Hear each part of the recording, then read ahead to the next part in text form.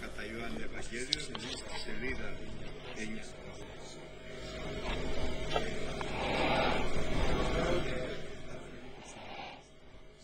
Nous allons lire du livre de Saint Jean, chapitre 10 et verset 22.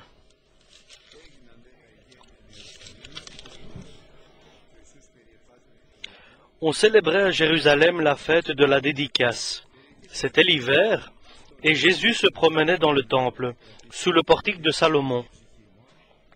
Les Juifs l'entourèrent et lui dirent: « Jusqu'à quand tiendras-tu notre esprit en suspens? Si tu es le Christ, dis-le-nous franchement. » Jésus leur répondit: « Je vous l'ai dit, et vous ne croyez pas. Les œuvres que je fais au nom de mon Père rendent témoignage de moi. Mais vous ne croyez pas, parce que vous n'êtes pas de mes brebis. Comme je vous l'ai dit, mes brebis entendent ma voix, je les connais et elles me suivent. Je leur donne la vie éternelle, et elles ne périront jamais, et personne ne les ravira de ma main. Mon Père qui me les a donnés est plus grand que tous, et personne ne peut les ravir de ma main et de la main de mon Père. Moi et le Père, nous sommes un. » Alors les Juifs prirent de nouveau des pierres pour le lapider.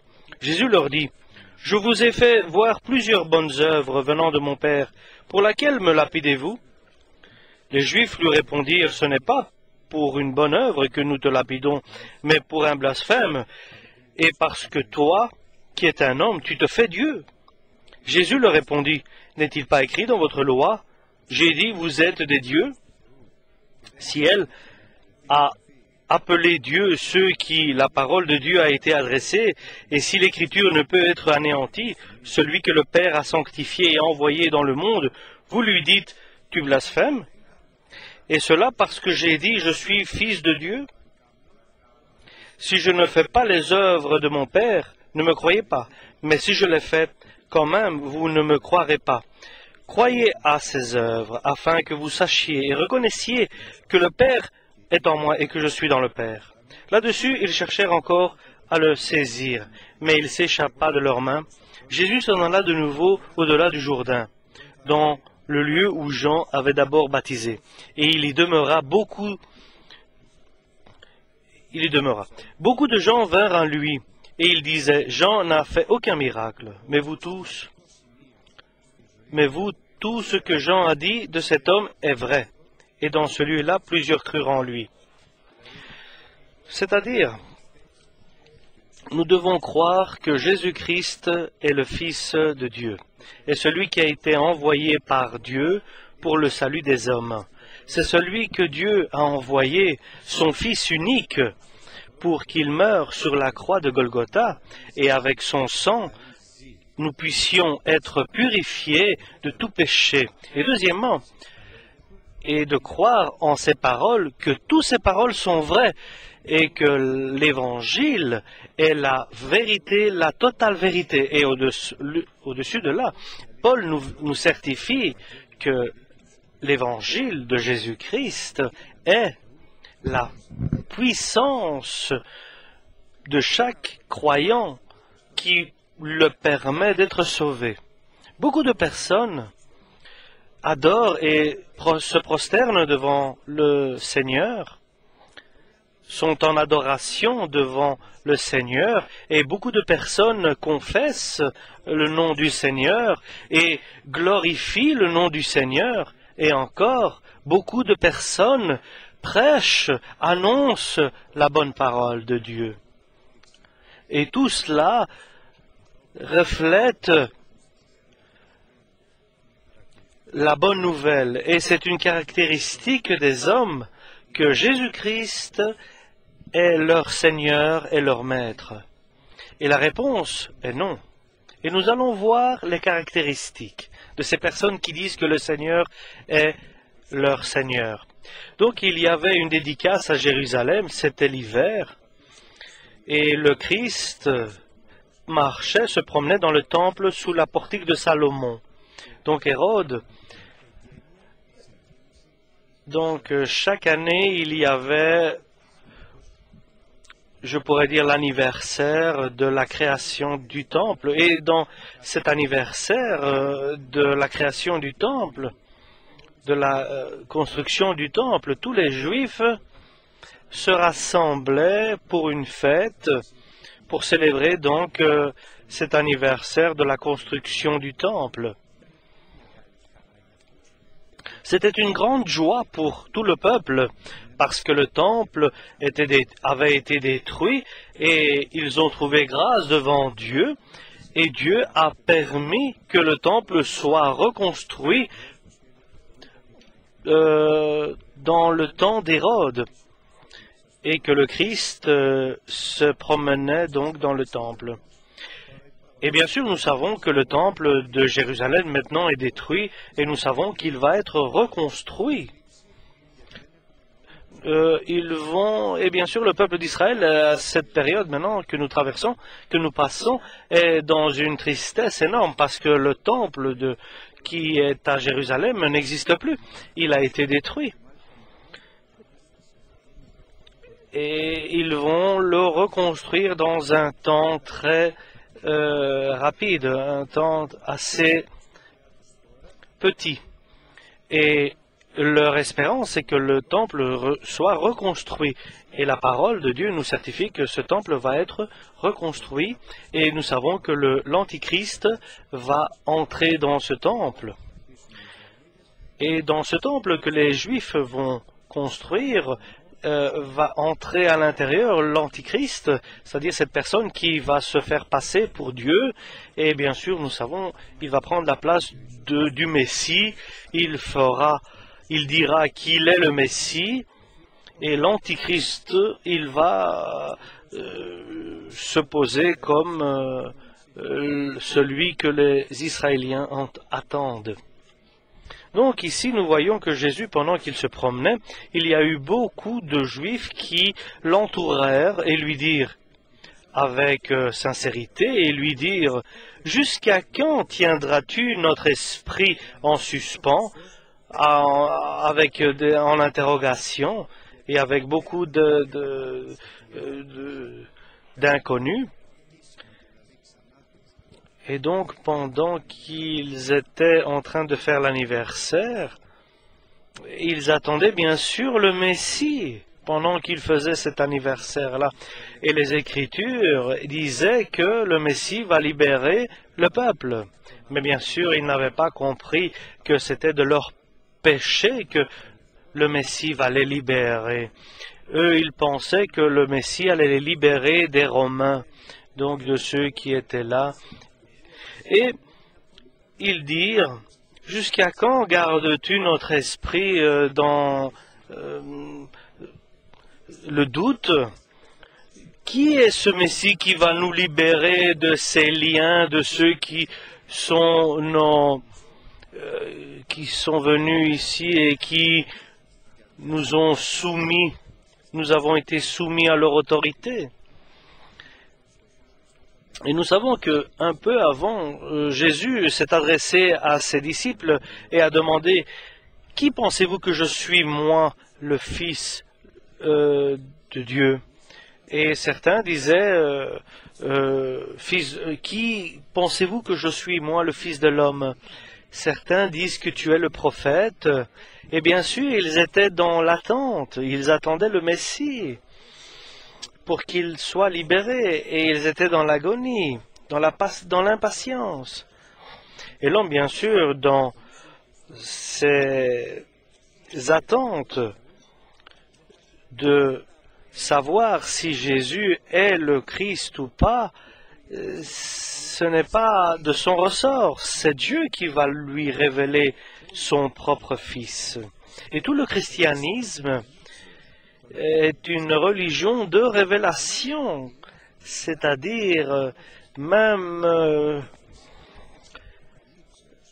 ceux qui ne sont pas dans la foi disent que c'est Dieu qui révèle sa personne à ses disciples. Et ces personnes ne savaient pas se tenir de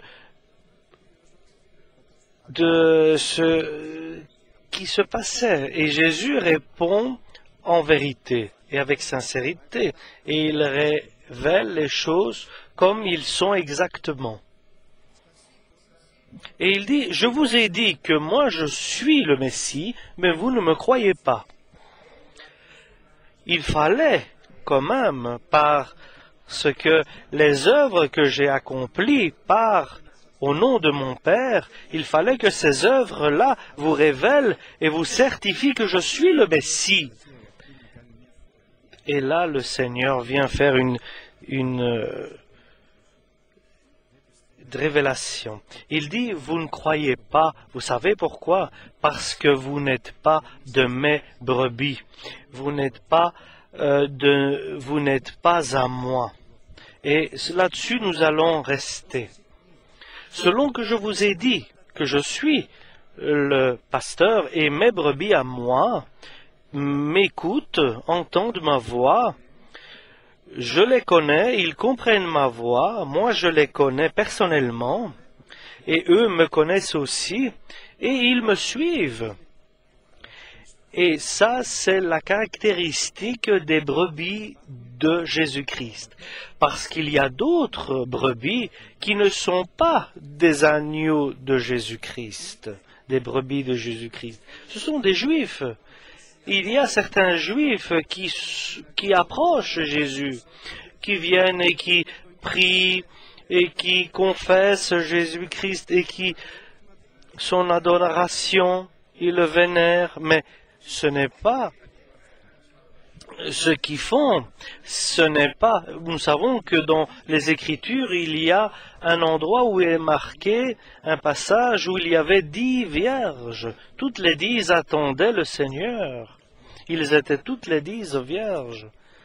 Et des 10 vierges, seulement les 5 étaient intelligentes, les autres 5 étaient insensées, ils n'étaient pas intelligentes, ils ne faisaient pas exactement ce qu'il fallait.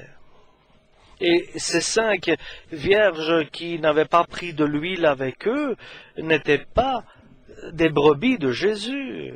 Et bien sûr, nous devons toujours faire attention. Il y a une séparation. Et il faut dire, est-ce que moi, je fais partie des vierges qui sont intelligentes, qui font partie de l'enlèvement de l'Église, ou bien des 5 vierges insensées qui n'avaient pas fait une prévoyance de ce qui allait arriver et de ce qu'il fallait faire comme chrétienne? Et bien sûr, il y en a qui disent, j'ai une renaissance. J'ai été baptisé du Saint-Esprit et j'ai fait aussi même des miracles. J'ai chassé des démons. Et tout cela ne me garantit pas mon départ vers le ciel. Parce que le jour où la porte va être fermée, il y en a beaucoup qui vont crier « Ouvre, ouvre-nous, s'il te plaît, Seigneur !» Et ça, c'est l'agonie de la perdition. Et la réponse de Jésus est « Partez de moi, vous qui travaillez l'injustice, vous qui travaillez dans l'injustice, et jamais je ne vous ai connu. » On va le dire un peu plus simplement. Jamais je vous ai connu d'avance. Vous n'étiez jamais dans ma bergerie. Vous n'étiez pas mes brebis. Parce que vous travaillez dans l'injustice. Vous ne preniez pas en compte et vous ne preniez pas au sérieux la parole de l'Évangile, mais vous marchiez selon vos désirs personnels et rusés. Et vous étiez dans la corruption, vous vous égariez. Et je vous ai donné beaucoup de temps pour que vous puissiez revenir et pour que ma justice se révèle, pour que je vous prouve que je ne suis pas quelqu'un qui fait des discernements et je ne suis pas quelqu'un qui a des préférences. Mais lorsque tu reçois le Saint-Esprit, tu reçois aussi le fruit du Saint-Esprit, c'est-à-dire les effets du Saint-Esprit. Ne rentrera pas dans le royaume de Dieu celui qui dit Seigneur, Seigneur, mais dans le royaume de Dieu entrera celui qui, avec attention, entend, écoute la parole de Dieu et il est prêt à l'accomplir et il est disposé à accomplir cette parole qu'il entend. Et bien sûr,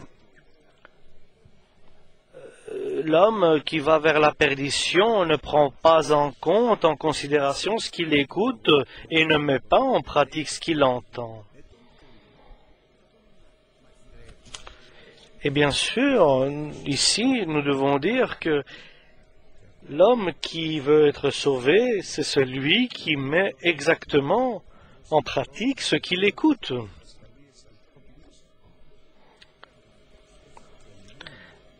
Et il reste dans l'Évangile, dans la parole de Dieu, dans la bonne nouvelle, et il fait exactement ce qui est écrit. Il ne s'égare ni à gauche ni à droite. Et celui qui n'a pas ces caractéristiques, il croit qu'il est un agneau de Dieu, mais il ne l'est pas. Et les questions sont les suivantes,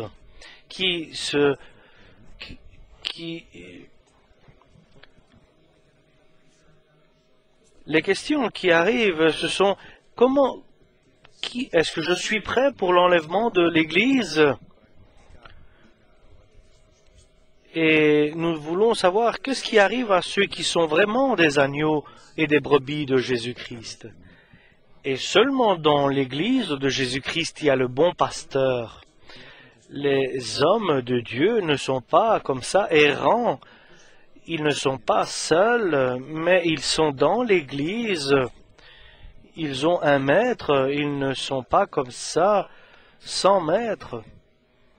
Ce sont des simples et ils sont dans l'humilité.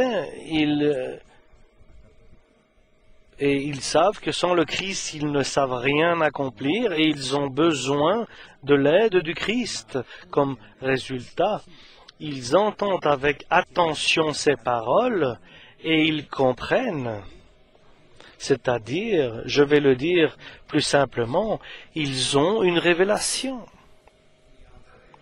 C'est ce que disent les hommes, c'est ce que disent. Et certains disaient, est-ce que tu es Jérémie ou un des prophètes?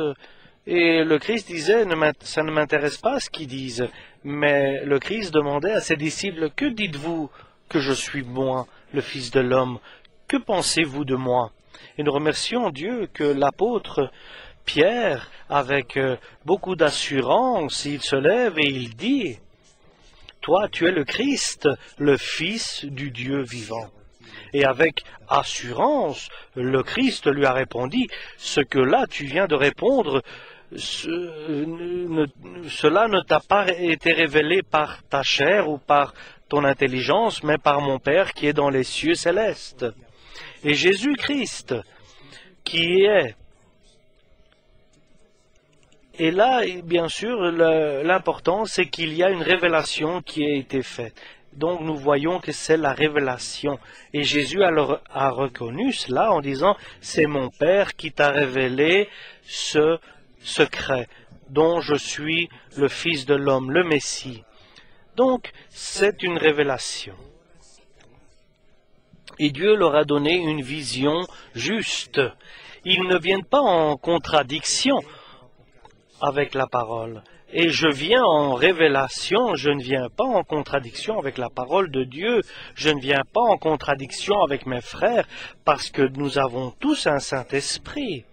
Mais je m'efforce d'avoir l'unité de la foi avec mes frères. Nous sommes un. Et lorsque moi je commence à dire des choses différentes, cela signifie que quelqu'un d'autre m'a donné une révélation. Parce que les agneaux, les brebis de Jésus attendent, écoutent avec attention. Et ils écoutent avec prudence et avec beaucoup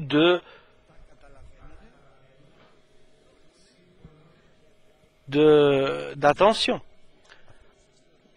Et ce que je vous dis là, ce n'est pas une théorie. Et Dieu me l'a révélé au début de ma foi, que signifient les brebis de Dieu. Au début de ma foi, nous étions sortis à l'extérieur, un groupe de personnes, nous étions sortis, et là j'étais très nouveau dans la foi, j'hésitais à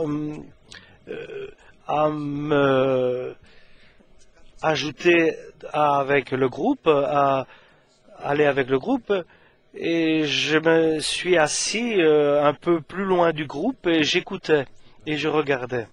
Et il y avait des personnes à côté de moi qui regardaient aussi ce que moi je voyais. Et pendant que les frères annonçaient la parole, il y avait des personnes à côté de moi qui n'écoutaient pas. Et à côté des autres, il y avait encore d'autres personnes. D'autres personnes écoutaient. Et leur attention était à ce que disait le groupe des frères qui était un peu plus loin de moi. D'autres ne donnaient pas d'attention. Donc il y avait certains qui donnaient de l'attention et d'autres qui ne donnaient pas d'attention du tout. Donc, Et j'ai compris que les agneaux, les brebis de Dieu, donnent attention à la parole de Dieu, font attention, tendent l'oreille pour écouter la parole du Père.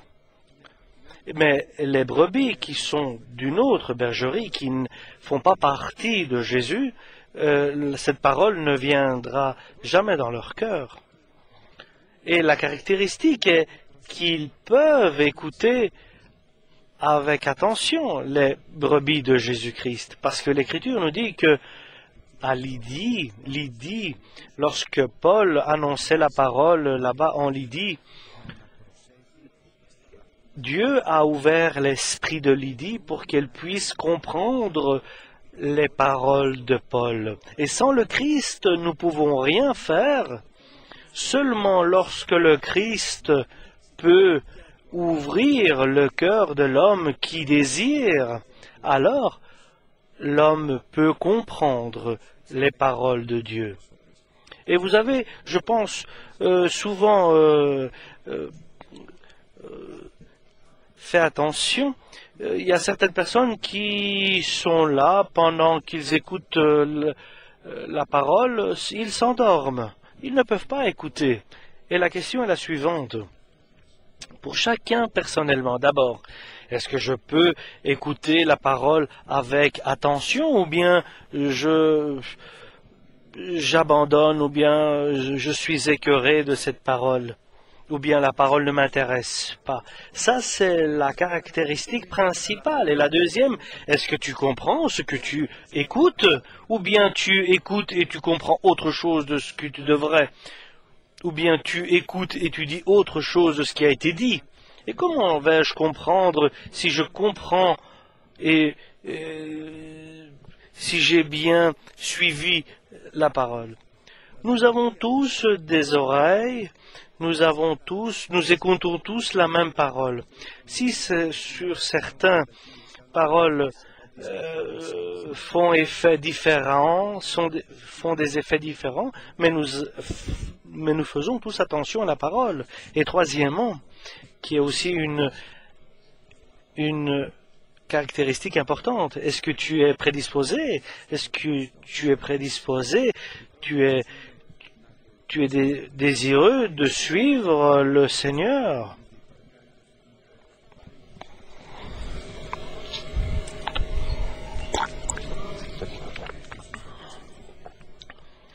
Est-ce que tu as décidé de suivre le Christ? Personne ne le sait, que chacun personnellement. Et nous savons que lorsque nous entendons la parole, il y a certaines choses de la parole que nous n'acceptions pas, ou nous sommes ne sommes pas disposés à accepter. Si donc nous écoutons la parole avec attention et nous comprenons et nous suivons le Christ, alors ce sont des caractéristiques qui sont importantes et qui veulent dire que nous sommes dans le bon chemin et que nous avançons et nous sommes des brebis du Seigneur. Et le Seigneur va nous donner la vie éternelle. Nous ne serons pas perdus et parce que personne ne peut nous prendre des mains du Christ. Autant que nous restons pendant que nous restons dans les bras du Seigneur. Et nous reconnaissons, étant des brebis du Seigneur, nous avons un pasteur. Et ça, c'est la quatrième caractéristique. Nous avons un pasteur. Et là, je vais dire deux choses. Nous avons un pasteur dans le ciel, qui est Jésus-Christ, et un pasteur selon le diaconat, qui est celui de l'Église. Celui qui dit, je n'ai pas de pasteur, moi je crois en Dieu. Il y a beaucoup de personnes qui le disent. Lui, ils disent que le Seigneur est au-dessus de tous. Cet homme ne peut pas marcher et avancer, parce que le Seigneur nous dit que moi et mon Père, nous sommes un, et que celui qui n'a pas de pasteur ici sur la terre ne peut pas marcher exactement. Non pas parce qu'il doit écouter des hommes, mais parce qu'il n'accepte pas la parole venant des hommes, qui est celle qui a été donnée par Dieu. Et Dieu a instauré, a établi des pasteurs, des prophètes, des évangélistes, des apôtres. Et si je n'accepte pas ces personnes, je viens en contradiction avec la parole de Dieu. Et je suis en dehors de l'Évangile. Une autre caractéristique, c'est que selon que nous acceptons que le Christ est notre pasteur, et je vais vous demander, est-ce que le Seigneur Jésus est ton pasteur? Amen. Puisque le Seigneur est notre pasteur, lui, il nous nourrit, lui, il nous donne à boire, c'est lui qui nous met, il nous apporte dans la présence de Dieu, et cela est écrit. Personne ne peut aller vers le Père que par moi, dit Jésus. Personne ne peut entrer à l'Église si le Christ ne l'ajoute pas dans l'Église. Et s'il vient de lui-même, le Christ va le retirer, va l'enlever. Et tu vas me dire, est-ce que le Christ enlève? Bien sûr qu'il enlève. Et vous savez ce qu'il dit dans l'Écriture? Chaque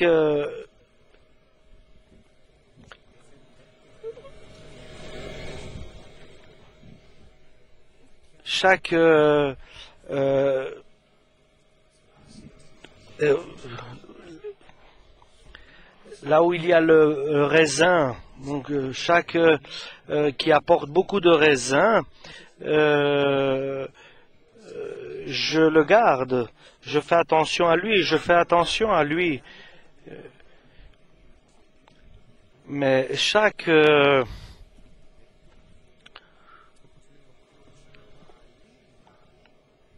qui fait de raisin, donc l'arbre qui fait de raisin ne porte pas de fruits, il le coupe et il le jette dehors et il le brûle.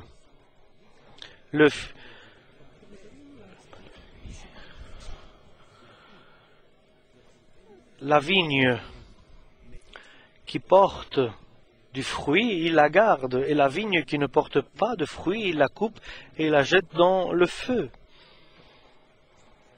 Lorsque quelqu'un va pour prendre du travail, il demande chaque fois combien tu vas recevoir. Si quelqu'un va faire un travail personnellement, il attend de recevoir quelque chose et il dit, moi, volontairement, sans avoir une volonté, sans demander, je suis devenu ce que je suis. C'est pour cela je comprends que Dieu m'a donné une confiance. Quelqu'un m'a confié quelque chose et Et malheur à moi si je ne fais pas attention à ce qui m'a été confié.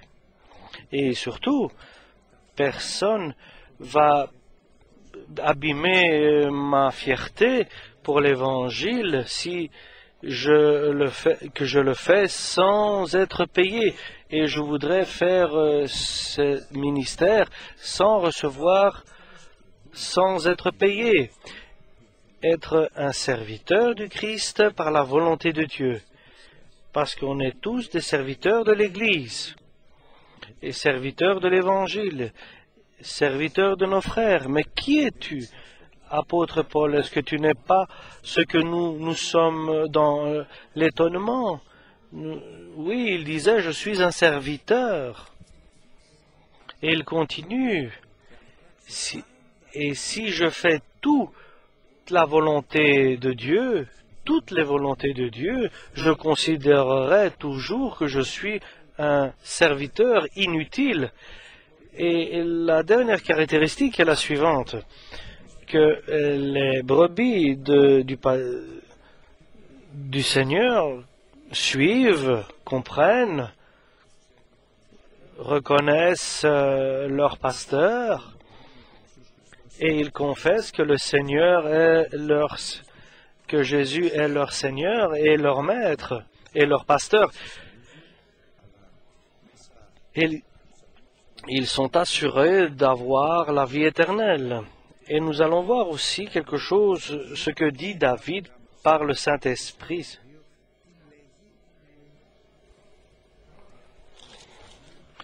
Par le Saint-Esprit et aussi par son expérience. Ce que dit David, David a de l'expérience avec Dieu. Le Seigneur est mon pasteur. C'est terminé, c'est fini. Est-ce que tu n'as pas d'autre pasteur? Non, bien sûr. Est-ce que toi, tu n'es pas le roi, le pasteur du peuple? Non. Est-ce que Nathan n'est pas le prophète, ton prophète? Est-ce qu'il y a un pasteur et est-ce que ce serait toi? Non. Les choses sont propres et claires et certaines. Le Seigneur est mon pasteur. Et cette connaissance, cette reconnaissance, il reconnaît que le Seigneur est son pasteur. Et c'est la perfection, c'est de reconnaître que nous sommes les brebis de Jésus-Christ et de confesser de tout notre cœur que Jésus est notre pasteur. Et le résultat est que je ne serai privé de rien. Celui qui a le Christ comme pasteur, il est privé de rien. Un petit agneau un bon pasteur, est-ce qu'il est possible qu'il sera privé de quelque chose? Est-ce qu'il sera privé de chaleur, privé de fraîcheur, privé de nourriture, privé d'eau, privé d'attention? Il est privé de rien. Il se prive de rien. Il est aux attentions de son pasteur. Et surtout, nous allons le dire pour les jeunes. Mets dans ton cœur, demande au Christ qu'il mette dans ton cœur cette certitude et cette foi que moi, mon pasteur, est le Christ.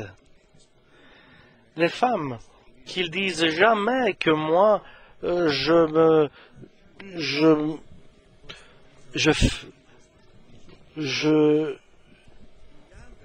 suis tenu par mon mari ou je suis soutenu par mon mari. Mais ils doivent dire, c'est le Christ qui me soutient et qui me garde et qui est... Jésus est mon support. Et il est grave d'être privé et que tu sois, toi, le responsable. À l'instant où nous pouvons demander à Dieu de nous mettre dans notre cœur cette parole, que le Seigneur est mon pasteur, Le Seigneur est mon pasteur. Qui est ton pasteur? Le Christ est mon pasteur, c'est-à-dire, c'est à lui que j'appartiens, c'est à lui que je suis. Et il est mon pasteur et je suis sa brebis. Et à partir de là, la vie du chrétien est bénie. Non, il n'est pas dit que nous passerons pas de difficultés. Parce que l'Écriture nous dit, celui que le Seigneur aime, il le fait passer par une éducation et par des difficultés.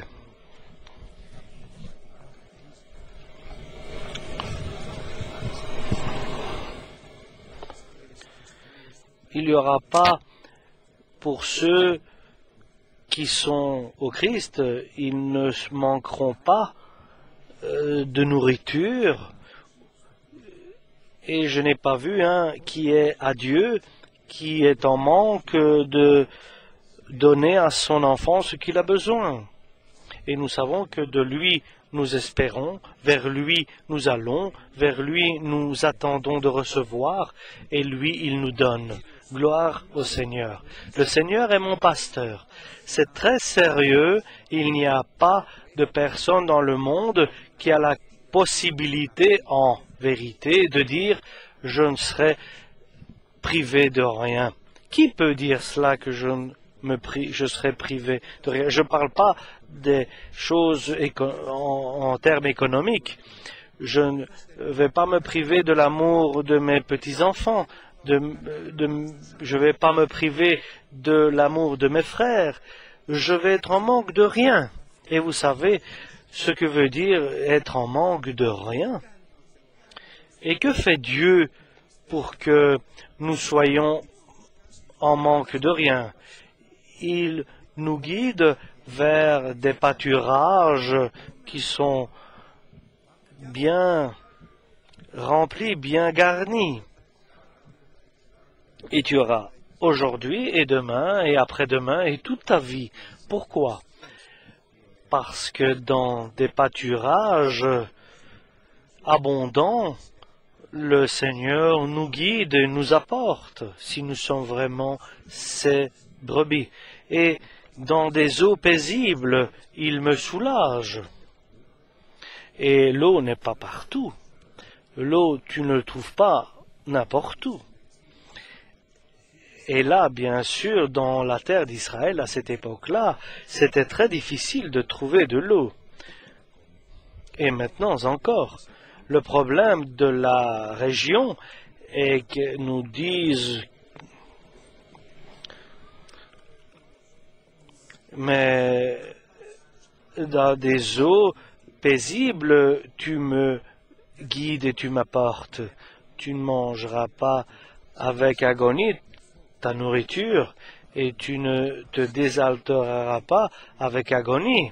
Mais là où Dieu te guidera avec repos, il te donnera sa nourriture, ton bon pasteur. Et il a remonté mon âme. Il m'a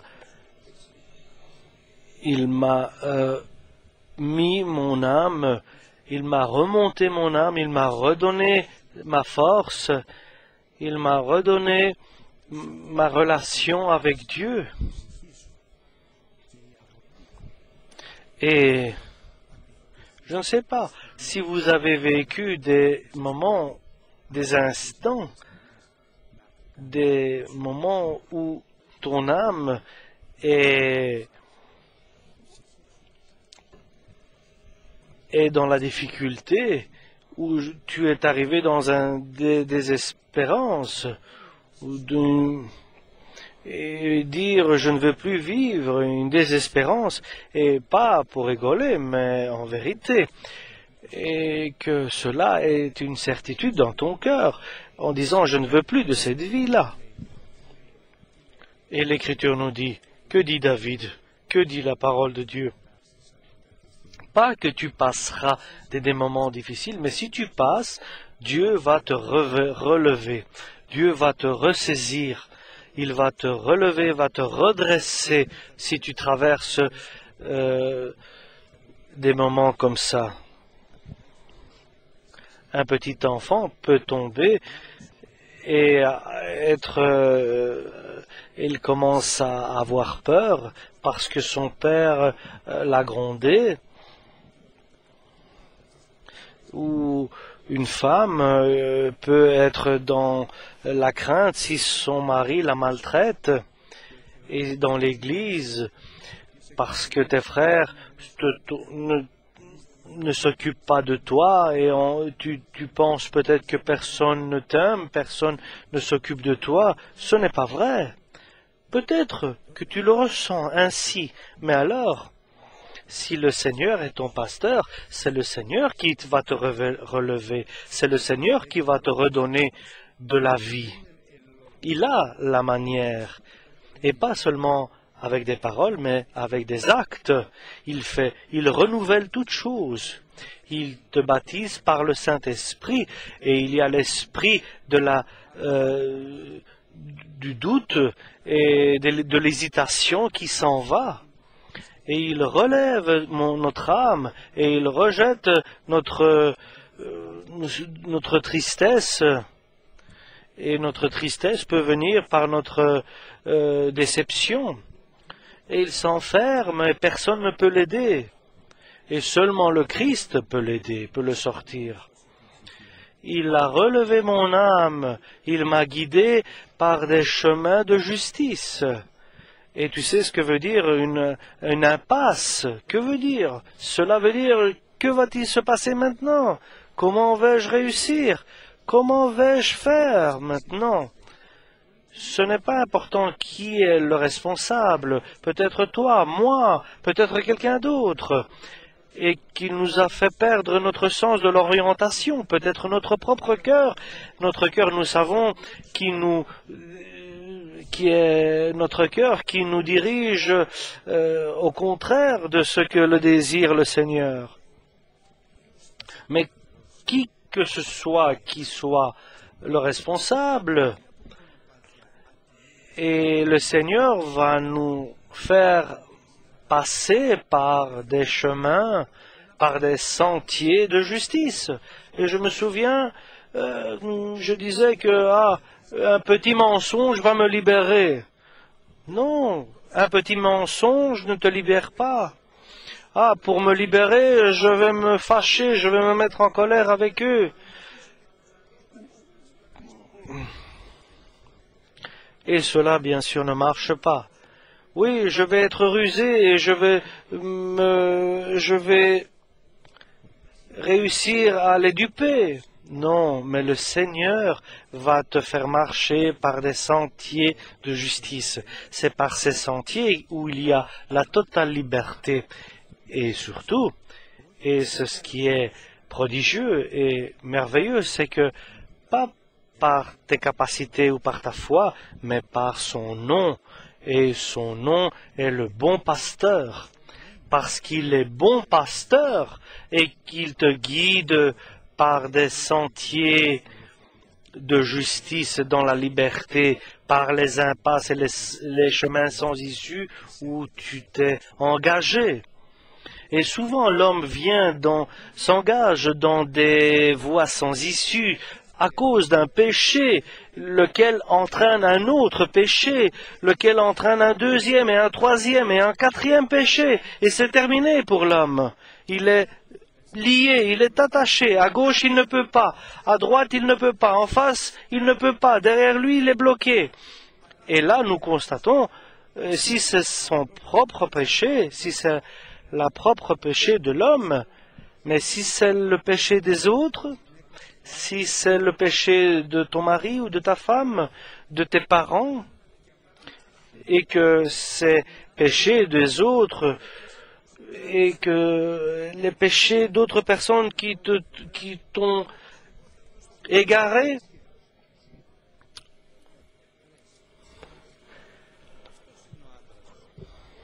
et bien sûr,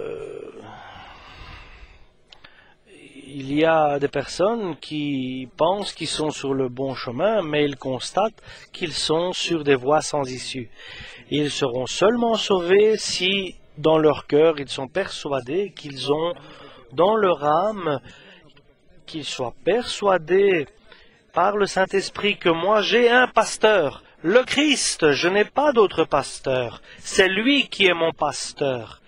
Il trouvera la manière de te libérer par des chemins de justice. Et encore, il est très certain que tu sois même dans des chemins d'ombre de la mort et dans des chemins, dans des vallées d'ombre de la mort.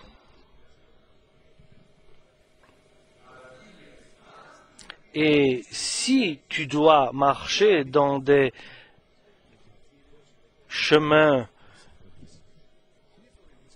difficiles, ne crains pas, le mal ne viendra pas. Et le mal, ce n'est pas de partir de ce monde ou quelqu'un de proche de partir, mais c'est la perdition, le mal. C'est la victoire du diable, le mal. La victoire du diable, c'est que tu perdes ta joie et la présence de Dieu en toi. Et c'est ce qu'avait reconnu David, qui avait au plus profond de lui-même, que Dieu est avec lui. Et ton bâton et ce bâton qui me corrige est ma consolation. Et celui qui ne veut pas être consolé ne sera consolé par personne.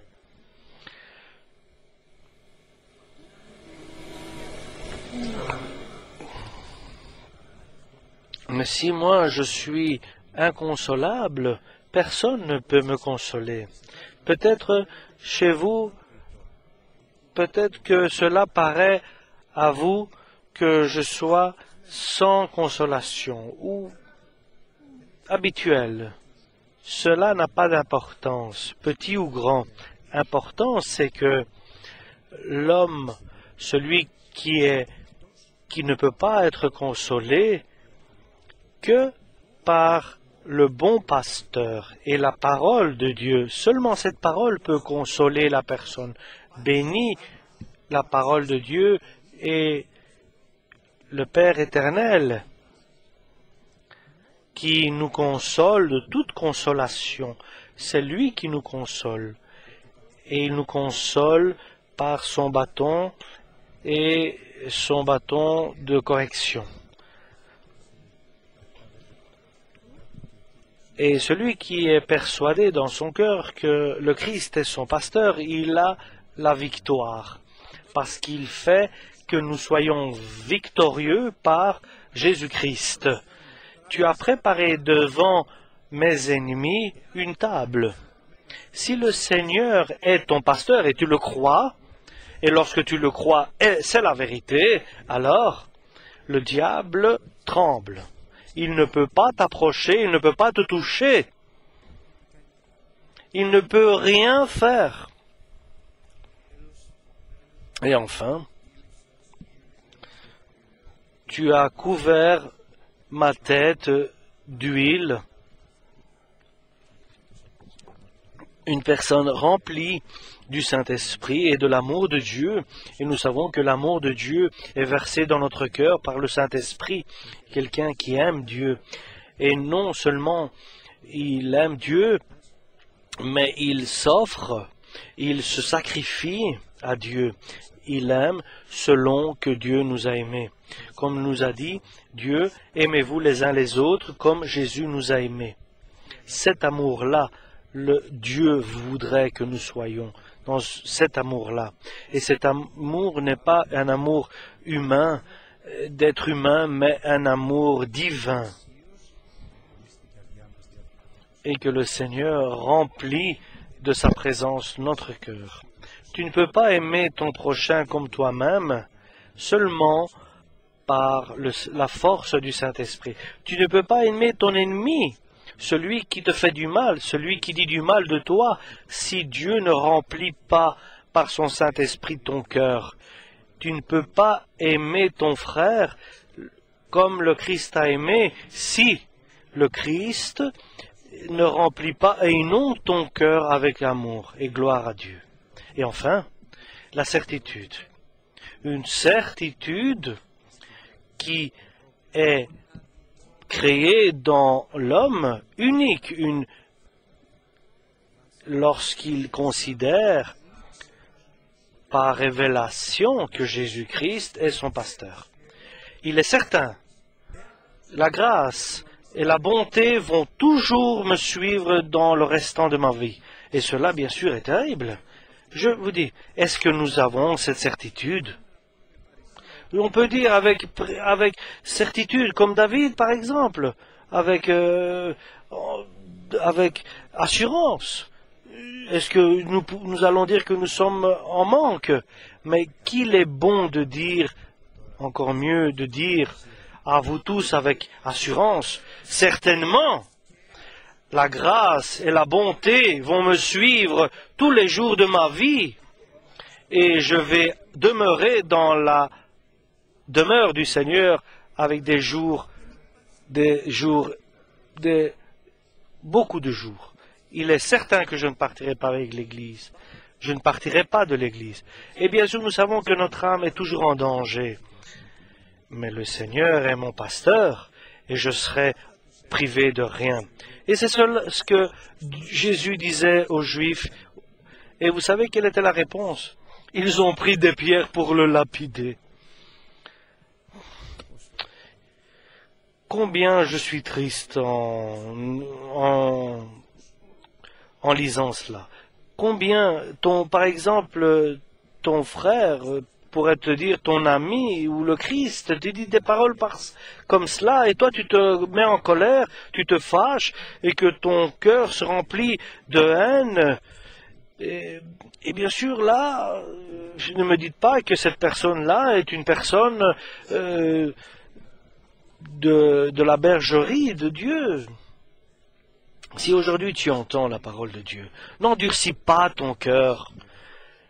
Et parce que sinon ton cœur parlera durement. Et lorsque ta bouche parle dur, parce que ton cœur est dur, alors le Seigneur n'est pas ton pasteur.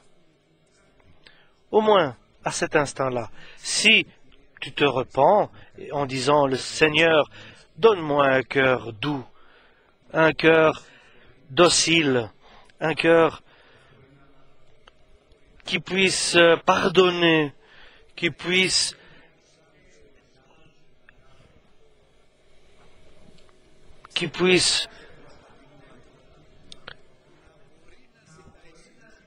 demander pardon, être reconnaissant, qui reconnaît ses fautes, qui puisse approcher simplement dans l'humilité pour qu'il puisse gagner son âme. Mais eux, avec un cœur dur et avec un esprit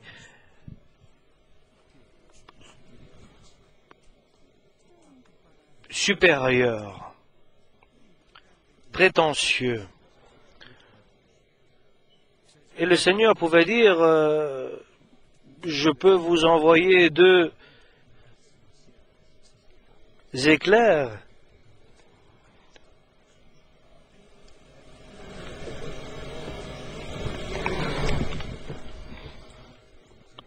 Je peux vous envoyer 2 foudres sur vous et c'est terminé, pourrait penser Jésus.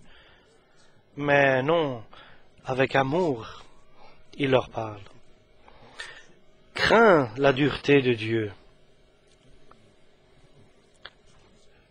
Attention, si quelqu'un est dur, il n'est pas un brebis du Seigneur, il n'est pas une brebis du Seigneur. Et crains la dureté de ton cœur, jusqu'au moment où tu te repens. pourquoi voulez-vous me lapider? Pour quelles œuvres? Et qu'est-ce qu'ils lui ont dit? Ils lui ont répondu avec incrédulité, parce que la parole ne pouvait pas entrer dans leur cœur. Ils n'étaient pas des brebis de Dieu. Nous ne te lapidons pas pour tes œuvres, mais nous te lapidons, nous voulons te lapider parce que tu es un homme et tu te fais Dieu. Et encore avec simplicité et avec son humilité, Dieu a dit, mais est-ce qu'il n'est pas écrit dans l'Écriture qu'il est dit que vous êtes aussi des dieux?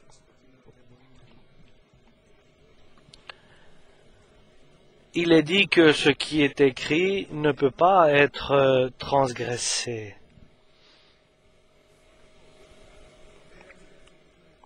Et est-ce que vous ne lisez pas les Écritures? Et les Écritures disent que vous êtes des dieux. Et si Dieu annonce que vous êtes des dieux, et la parole de Dieu est devenue, et moi je ne peux pas dire que je suis le Fils de Dieu, lequel Dieu a envoyé dans le monde. Et ici je veux souligner, fais attention de ne pas te mettre en colère encore plus. Et lorsque nous sommes pris par notre justice, et là, il faut que nous nous soumettons sous la présence de Dieu et craignons Dieu. Et il ne leur a pas répondu d'autre. Et il leur a frappé d'aveuglement, mais il est passé à travers eux parce que son heure n'était pas encore arrivée. Et nous remercions le Seigneur. Et où est-il allé? Il est allé au fleuve Jourdain. Il est retourné au Jourdain. Et nous pouvons dire, il est retourné au Jourdain. Il est bon que nous retournions là où nous avons commencé, que nous nous rappelions comment le Seigneur nous a apportés dans son Église, comment il nous a donné la renaissance, comment il nous a guéris, comment il nous a baptisés de son Saint-Esprit, parce que cela augmente notre foi et il nous console, et cela nous donne beaucoup de courage. Le Christ, ce qu'il a fait, il fera encore plus dans l'avenir à chacun. Parce que l'amour du Christ, son œuvre, c'est que nous augmentions et que nous grandissions. Ce que le Christ a fait dans ta vie, celui dit qu'il fera beaucoup plus de ce que tu demandes et que tu penses et que tu connais selon la puissance du Saint-Esprit. Et il y en a beaucoup qui ont cru. Parmi, là, au Jourdain, il y a beaucoup qui ont cru. Il disait que Jean n'a fait aucun miracle, mais ce qu'il a dit de Jésus est vrai. Pas le miracle, frère, mais la parole de Dieu, parce que la parole de Jean était une parole du Saint-Esprit, et il y en a beaucoup qui ont cru. Beaucoup qui ont cru à cette parole. Et souvent j'ai entendu des personnes qui disent, si Dieu me fait cela, demain je viendrai à l'église. Et moi je dis, ni demain ni jamais tu viendras à l'église. Dans l'église tu viendras parce que la parole de Dieu est la force de Dieu qui me sauve parce que je la crois. Amen.